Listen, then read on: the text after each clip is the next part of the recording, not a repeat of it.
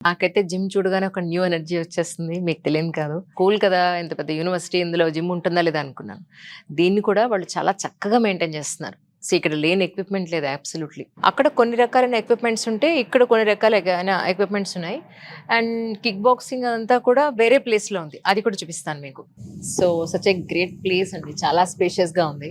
And kick boxing place అన్నాను కదా! అంటే మజిల్ బిల్డింగ్‌కి, స్ట్రెంత్ బిల్డింగ్‌కి కూడా ఇది చాలా బాగా ఉపయోగపడుతుంది. Such a huge place. ఇది షూటింగ్ ప్రాక్టీస్ చేసే ప్లేస్. అయితే వీళ్ళు స్టేట్ లెవెల్‌లో, నేషనల్ లెవెల్‌లో కూడా షూటింగ్‌లో చాలా మంచి మెడల్స్ తెచ్చుకున్న స్టూడెంట్స్ ఉన్నారు ఇక్కడ, స్పోర్ట్స్ మెన్స్. ఈ గేమ్ మీరు ఎప్పుడైనా ఆడారా? చాలా సార్లు మన హైదరాబాద్‌లో అయితే షాపింగ్ మాల్స్‌లో నేను చాలా సార్లు చూస్తా. ఈ గేమ్ ఎలా ఆడతారో తెలీదు అని అనుకున్నాను. ఇప్పుడు మా మేఘన్ చెప్పింది యాక్చువల్లీ ఇట్స్ ఎ ఫుట్‌బాల్ ఆడతారండి దీనితోటి ఇలా అని చెప్పని. So, that's nice actually. పిల్లలకి లేని గేమింగ్ లేదండి ఇక్కడ. That's what. ఇన్ని రకాలైన ఏమంటారు మానసిక, శారీరక దృఢత్వం కోసం వీళ్ళు పెట్టినవి అన్నీ ఇన్ని కావు. That's so nice. అలాగే చెస్ ఆడితే పిల్లలకి బ్రెయిన్ చాలా బాగా పనిచేస్తుంది అని అంటారు యాక్చువల్‌గా. చాలా ఎత్తుకు పై ఎత్తు బాగా వేయగలుగుతారు. రాజకీయ ఎత్తుగడలు బాగా నేర్చుకుంటారు అని చెప్పాను.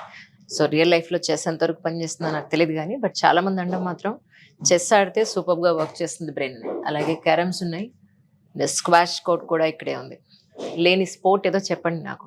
ఎక్సలెంట్‌గా ఉంది రియల్లీ.